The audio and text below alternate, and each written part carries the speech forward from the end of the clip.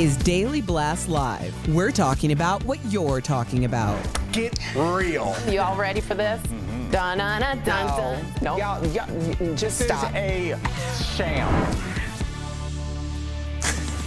Welcome to DBL. It's Tuesday, November 16th. I'm Jeff here with my friends Al and Tori. I wish we'd start the show like 30 seconds early. And just kind of running without us doing that intro. We might be off the air pretty quickly. We would be off the air immediately. But it would be interesting. I think we get it together about 25 seconds before. I'm like a good 10 seconds right before. I'm good. I'm right to the wire. Yeah, you are. I'm like, I can't believe that guy. Welcome to DBL. All right, so let's get to it, guys. Kendall Jenner is getting grilled on social media over her recent wedding attire. Let's get into it. Kendall posted this video wearing this diamond cutout black dress. Looks great, right? To a friend's wedding, but some say the dress was in poor taste. One person tweeted, of course, this is so tacky, kind of feels like she wanted more attention than the bride. A Kardashian wanting attention. Kendall's sister, Kourtney, is also getting heat for her wedding etiquette. She and Travis Barker attended another friend's wedding looking dapper, right, in a black tux, and a black dress and a black tux, looking great. But it went south at the reception. Kourtney was seen straddling Travis and packing on some major PDA, but that's very on brand, right? One person simply wrote, so cringe. Okay, first off, just so you know some context, the song that was playing. Do we need context for that? Yes, you do. What's straddling? Describe. It's on your legs. I got it. Blink 182's To All the Small Things started playing, and that's Travis Barker's band, and everyone crowded around him as a joke because that was in the background, and that's when she got on him and straddled. So it was sort of a moment because like a music video kind of moment. Like a music video kind of moment. I just think this is so them. Me too. I'm like, are you surprised? We've seen their tongues enmeshed at Disneyland. Okay, all right, but let's take it away from them because everybody's got their feelings. Yeah. Is that ever okay? Like if you and your partners were like, hey, it's our birthday or big promotion or something, we're gonna get a VIP lounge at a club. You would never, but let's say you did. Would you be offended if somebody next to you in a booth next to you was doing that? At like a club? Like that looked like a lounge. It was a wedding. It was a big wedding. It was a black tie wedding. But that looked like a lounge. It was a party. Yeah. Is that cool at a party? Yes. It didn't really look super fancy wedding. It looked like they were in the VIP of a club, right? Which I would say is okay. Can we put that video back on? I don't mean to be weird, but look at.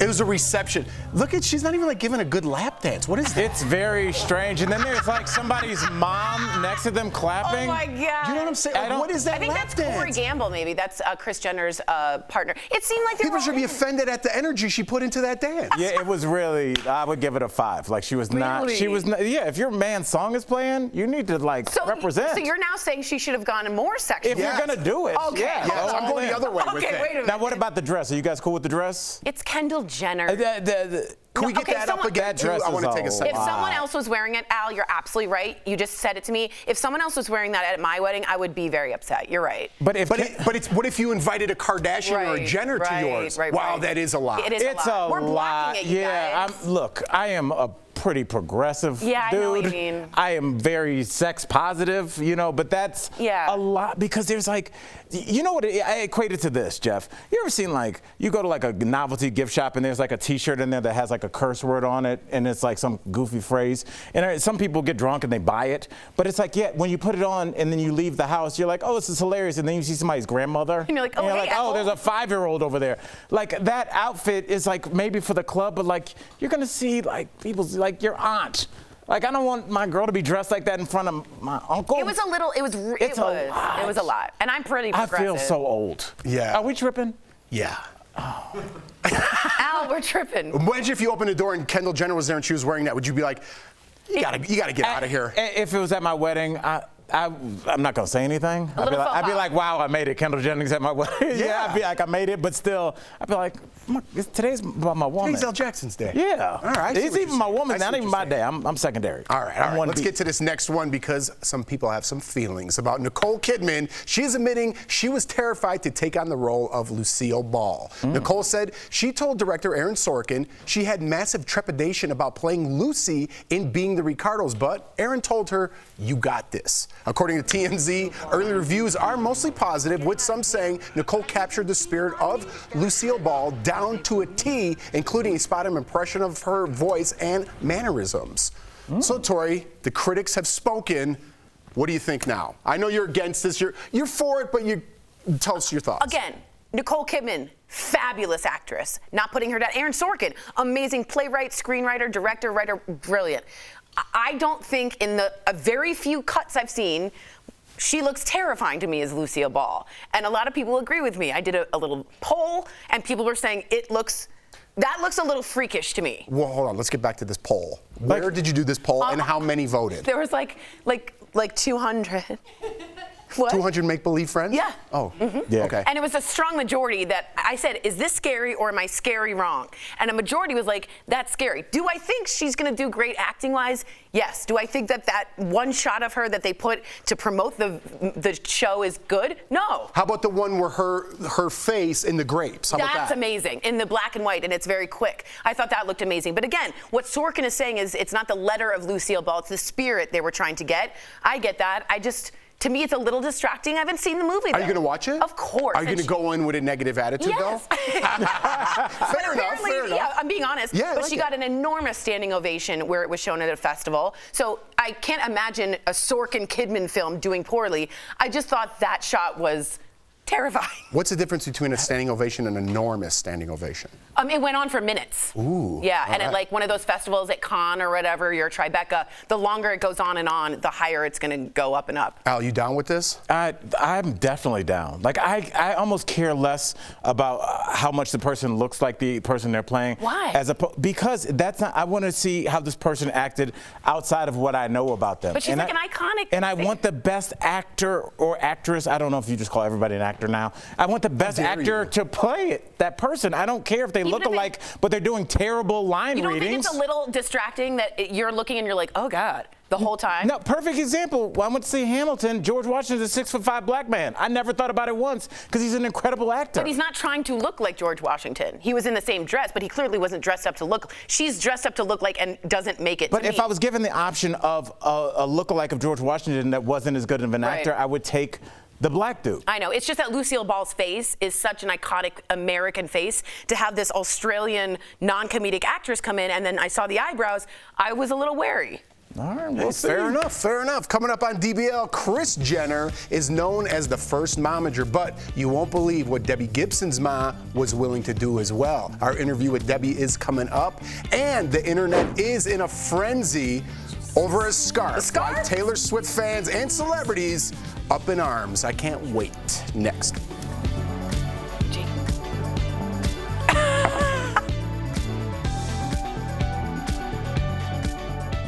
Closed captioning provided by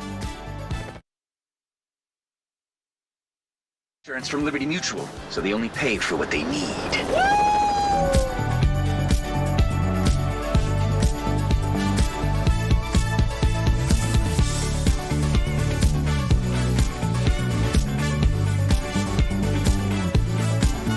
So people are mad that I don't like Nicole Kidman. And then there was maybe some makeup. Garbage. And I know everything about the scarf and I know who has it, just so you know. Okay. People are saying I'm being a little cruel. Perhaps it's the makeup people that could have done a bit better. But that's like saying I want to be Mickey Mouse and then like your ears are like this. Do you think she looks like that? She's the equivalent not of that? bad, dude. No, but she was, to me, it was very weird looking. But I also saw a quick clip, so I haven't seen the movie. So this was my first reaction. Visually. Why never we run our clip of when you and I did I don't know. Lucille We have a Ball? clip of us as Lucille. Do you have that in the vault? You think it's terrible? In black and white. We should play that again. What? The clip of when Tori and I went to the opening of the Lucille Comedy Ball's. Museum? Yeah. We played that, I remember. Yeah. Oh, and you did an episode? I was Lucy and they dressed us up. I know, I saw that. And I go, Okay, well, then next time we do the story, which will be like tomorrow, we'll do a side-by-side. Perfect. Nicole, Lucy, and Tori. Or Tori, Jesus. yeah. Well, clearly Nicole is the better actress. No, I mean, but you look more like her. yeah, I don't know. You look great. Yeah. Yeah. Yeah. Yeah. I like that city. Where were we? You went alone. And then you walked through the door and they edited me in. Do you remember that? Yeah. I know, but Was what it They Philly? sent me that Pennsylvania? clip when I was No, it was giving New notes York for State. the job, and I told him I thought you guys did a good job on that one. Oh, really? Yeah. What are you supposed to Hey, write? Tori. Well, no, I was So I supposed to write have credit. the, They asked me to scarf give for notes sale. on everything. She's selling the scarf on TaylorSwift.com. What did you give notes on that was bad? She is? Yes. Not just one. You mean any? All of them. For That's $35. brilliant. For $35. Is it the red one or the actual scarf? We have a picture of it. You know the scarf there's a picture. Yeah, those two. It's a red scarf. Okay.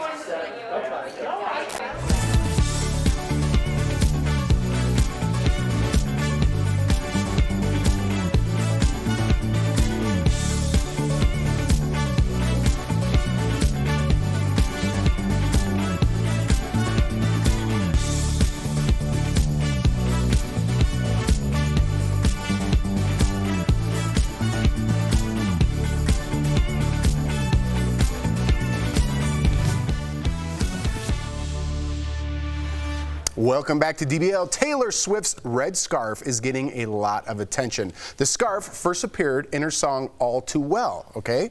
And is also shown in the short film. Let's refresh our memory what a scarf looks like. Left my scarf there at your sister's house, and you still got it in your drawer even now. Okay, so at the end of the film, the boyfriend, who many say is based on Jake Gyllenhaal, is seen wearing the scarf years after their breakup. The red scarf also appears in Taylor's new video. She gives it to her ex's new bride as a gift. Huh, that's saying something. Jake hasn't commented on anything. I don't blame you, buddy. Hang in there. Or if he still has the scarf, but guess who has? Dionne Warwick recently tweeted, quote, "If that young man has Taylor's scarf, he should return it." She said, "Jake, please box it up and I'll pay for the postage." Yes. That's Miss Warwick. I thought it was great. Shout out to Dionne. So there's a famous picture of Taylor holding on to Jake in a scarf, and it's a striped scarf. And then later on, there's a very famous picture of Jake Gyllenhaal wearing said scarf, and that started Scarfgate, okay? And wearing said scarf. Said the same scarf, right? And so that started off, and I think it's relatable to anyone who went through early 20s kind of love that when you to anyone that hasn't moved on with their life. Yeah, right. It's still, like one of the lyrics says, "This scarf still smells like me." That's just a very normal, relatable thing. And she's now selling scarves, the red scarf, on TaylorSwift.com for $35. What kind of vindictive person gives that scarf to the new bride? In her wedding dress, like, here's a red scarf and she puts it on. I'd be like, this has definitely been sprayed with something. Whoa, like, whoa. A random woman shows up with a piece of clothing for me to put on? I think it's a satire about said scarf. And let's just stop this right here, because I know what Taylor's doing. She's setting it up where, like, it's romantic to show up to your ex's wedding and, like, break it up and say, don't do that. That's only in the movies. You look crazy. Yes. You will be escorted out. Right. She should not be there. She should have moved on with her life. She shouldn't keep the same scarf that smells. First of all, wash it. Like, it should not still smell like whoever you were just with 11 years ago. That's very weird. Why don't you put some chloroform on it and cover their mouth? That's what's happening next. I think the scarf, may I just say, is a thread through all of Taylor Swift's, like a tapestry. All of her songs about men that break up with her and still keep parts of her. It's sort of a metaphor for her entire brand. But it's still going. Yeah, because she's still successful. Let me give you an example. No, let me give you an example. When you jam something down somebody's throat so much, you start to not like it, right? Like, I moved to Colorado. Do you ski? Do you ski? No, I don't ski. Are you going to snowboard? Are you going to teach your kids? No, I hate skiing now. I'm never going to ski. Stop asking me, because people keep asking me. It's Taylor Swift. I don't want to listen to Taylor Swift. Guess what? She's not that great. Adele's way better than her, and I don't care about your boyfriend from 10 years ago or your scarf. But Jeff, she doesn't care. She doesn't care about you. You're not her demo. I am. I have emotional feelings about clothing. Well, maybe you should move on from some of those. Why? That's good music. I'm still listening to. She produced 2 albums that really got me. So live in the past from 10 years ago when you were in heartbreak and go to an ex's wedding? You don't listen to old music? What a creep. I'm not going to the wedding. I'm saying I'm listening to music that reflects something that speaks to me. She ain't speaking to you. Creep. We'll be right back.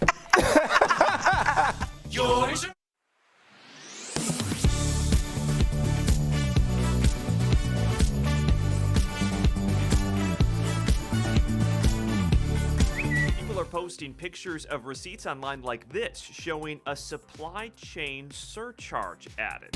So, is this really happening? And if so, who's charging it? Let's verify.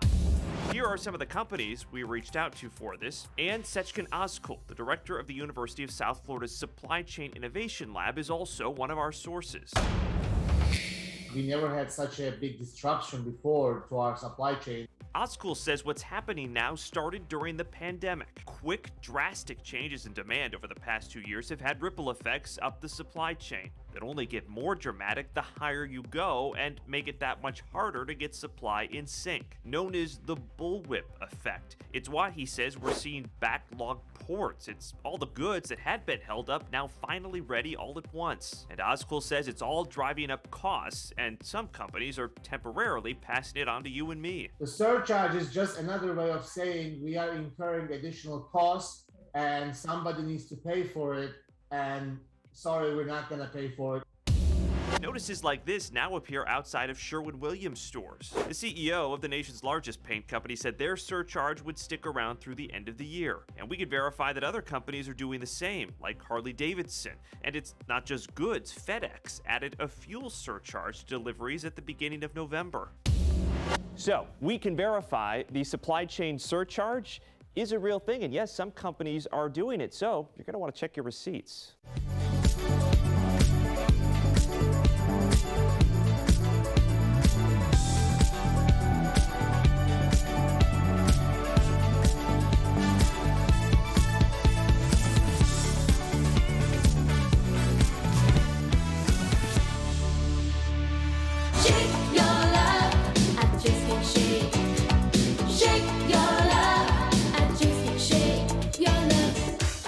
Those colors. Welcome back. She became an international star before her high school graduation.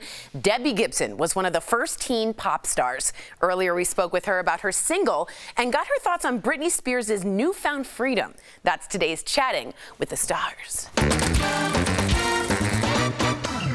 Please welcome to DBL the amazingly talented Debbie Gibson. Put her name on it, yes. Hi, guys. Hey, hey. Hi. Wow, and you look fantastic. Hey. Wow. Before we talk about your new music, which is incredible, you never disappoint, let's talk about your amazing mom. Some say Kris Jenner is the first momager, but no. Your mom is the OG, right? She said to me, you know, you're going to do this with or without me. You're going to have this career with or without me. I want to help you. I want to support you. I want to make this easier for you. And she had just the right amount of like healthy insanity to do it because, you know, I started my career playing clubs. I was 16 years old, couldn't go in the front door, but could go in the back door. And she would go, kids, wait in the car, because there was Me Too dancers and my 21-year-old sister doing sound and lights. Hi, Karen. And she would go, wait in the car. If I'm not back in 20 minutes, come and get me. Because she never let me go on a club stage, or any stage for that matter, without getting the money up front. Wow. Oh, my goodness. I mean, and she was like 40, you know, like, and she had four daughters, and she was juggling, you know, marriage. And her story is more fascinating than my story, in my opinion. She had to do something crazy to get you noticed. Like, do you remember anything? What got you noticed? What did she do? Oh my God. I'm going to tell you the funniest story that I've like not thought about since then. And this did not end up working. But like, I remember she took me to Westbury Music Fair to see Bob Hope. And she goes, bring him flowers and stick a demo in the flowers. So Bob Hope did not sign me on to do his USO tour, but I full on ran down the aisle at Westbury Music Fair with flowers with a demo tape. That's amazing. Because my mom, you know, and listen, it's like she wasn't like the stage mom in the bad sense of the word, but there is a little stage mother, I think, in every mother. Like every soccer mom in a way is a stage mom. You know, like everybody wants their kid to succeed. Let's talk about when family and business don't work, because after 13 years, Britney Spears has finally broken free of her father's conservatorship. What are your thoughts on this news, and to get people to further understand as we're all learning about what went into this in real time? I've met Britney a few times. She was always super lovely and professional, and I love that people have been rooting for her this whole time. They always say America loves a great comeback, and this is like the comeback story of all time.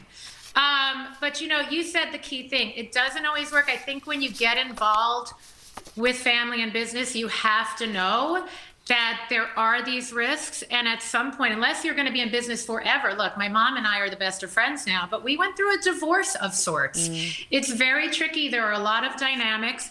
I say if she's dancing in a midriff top or whatever got her through the day, it got her through the day. And let's hope that now she does get the counseling she needs, because she's been a prisoner for 13 years. You know, I mean, I have a therapist on speed dial anyway, because teen stardom is trippy. Yeah, I mean, life is trippy, right? But like, when your little teenage brain is not wired to understand business. And so, you know, and finances and all of that. And I feel like every teen artist should have someone who puts a big sum of money that they don't even know they have aside for them for when they're old enough to comprehend, because there are people leeching and spending for you, and you're trusting, and And so, there were a lot of pitfalls. A little insight from Debbie Gibson. I love know. it. Quickly, before we go, let's talk about my favorite time of year, Debbie. Christmas. I noticed your tree's up. You just released the single Christmas Star. Now tell us where you got the inspiration. Where did this come from? It's been kind of a message I've been talking about all year with my original music, and that is, don't just sit around wishing and hoping for great things to happen. Like, be that change you want to see and be that change you want to be. And that's really what it's about. And that line about forgiving the past and just move on, there's so many things polarizing people these days. I think it's time for no judgment, kindness, forgiveness. Holidays are a fresh start, in my opinion, and that's really the feeling of the song. We all need it. We really do. Absolutely. Debbie's new single, Christmas Star, is streaming right now. Also, you guys have to check out her album, The Body Remembers. Debbie, thank you so much for joining us today. Girl. Thank you. And before we go to break, here's a first listen to Debbie's new holiday hit, Christmas Star. Little boy blue, let's turn it around. Live life like you're in a Hallmark town this Christmas. It's Christmas. Promotional consideration is brought to you by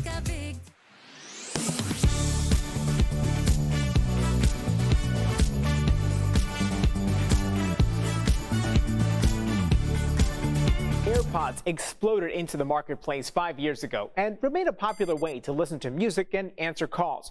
But a viral tweet with more than 3,800 likes and a similar Facebook post with 10,000 shares claims that convenience comes with dangerous health effects. So, let's verify. Do AirPods transmit dangerous levels of electromagnetic waves? Our sources are the FCC, the National Council on Radiation Protection and Measurements, and 2 experts in the field of electromagnetics and radiation. Before we get into the claim, let's first explain electromagnetic waves. Every electronic device in your home sends out streams of invisible energy waves. The government sets limits on how strong those waves can be, whether it's a cell phone, wireless headphones, or a microwave. We know for very high intensity energy, definitely can cause harm, can kill you. So that's how we use a microwave oven for. You put a coffee in there in a few minutes, it will be hot or boiling. If you put your head in there, it will be cooked. Same thing. The maximum strength of AirPods is 10 times lower than the FCC limit. The agency also says, quote, no scientific evidence establishes a causal link between wireless device use and cancer or other illnesses, unquote. I think that the public should be reassured by the state of the science and the technology as it exists today. So it's false that AirPods transmit dangerous levels of electromagnetic waves. With your Verify, I'm Brandon Lewis. To receive Since late October, there's been a lot of talk about Puerto Rico's COVID-19 vaccination rate. Former President Bill Clinton tweeted an article claiming the Caribbean island had the highest vaccination rate of any U.S. state or territory. So is that true? Let's verify. We went to these sources for an answer. As of November 10th, data from the Centers for Disease Control and Prevention show 73.9% of Puerto Rico's total population has been fully vaccinated against COVID-19. That's the highest of any state or territory in the United States, according to CDC data. Puerto Rico's Department of Health shows a slightly lower vaccination rate at 70.5%. So Verify used population data from the 2020 census and the number of fully vaccinated people within each state or territory based on their local data available on November 10th to triple check those numbers. Using that data, we confirmed that Puerto Rico still has the highest vaccination rate in the country. So we can verify, yes. According to both CDC data and local health department data, Puerto Rico has the highest COVID-19 vaccination rate of any U.S. state or territory. According to CDC data, Guam and Vermont have the next highest vaccination rates for COVID-19. With your Fast Fact, I'm Ariande Till.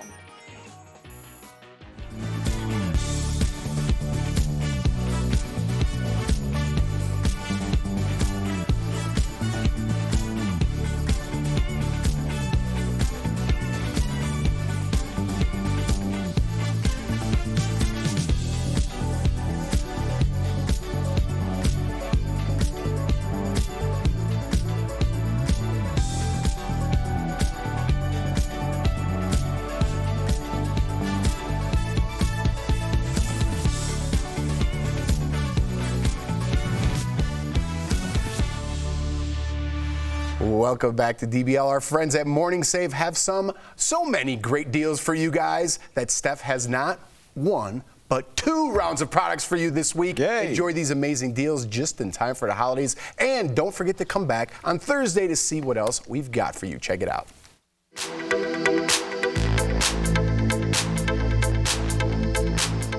What do you have for us today, Stephanie? First up, we've got Green Pan Barcelona 3-ply Evershine ceramic non-stick collection. So this deal includes 1 pot or 1 pan with a lid. Now it's available in 2 sizes, either a 6-quart stock pot with a lid or a 3-quart saute pan with a lid. So normally these are between $130 to $160. Yeah. Now they're only $39 for the 3-quart saute pan with lid and $49 for the 6-quart stock pot with lid. Guys. Which means you'll be saving up to 70%. Now, Tori, we've got the Vermi VT3 Lite smartwatch. So the deal includes 1 smartwatch with a charger, and it comes in 2 colors. So normally these are $69, but we've got them for only $25, which saves our viewers up to 64%. Now, this next item is a 2-pack of adjustable height phone and tablet stands with 360 rotation, so you can put it anywhere you want. Normally it's as much as $50, Tori, but now it's only $24, which saves our viewers 52%. And last but certainly not least, Tori, oh, that's cute. We've got Bear Paw Shearling Flap backpacks. So normally these backpacks are $138. Whoa. Tori, you can buy one from us for only $39, which saves everyone at home 72%. Wow. Head on over to morningsave.com. You can snag these amazing deals at the lowest prices. You can even visit morningsave.com right on your smartphone. Thank you so much, Steph. All right, Tori's got to get patted on the back about her Taylor Swift take here. So why don't you take us off with a good Taylor Swift pep song? I think what fans are saying is there was a 1989 BMW in the video, the 10-minute, and they think that's a hint that she'll be re-recording 1989, the album Next. Ooh, very interesting. We're out of time. Oh. DBL's never another re-recording.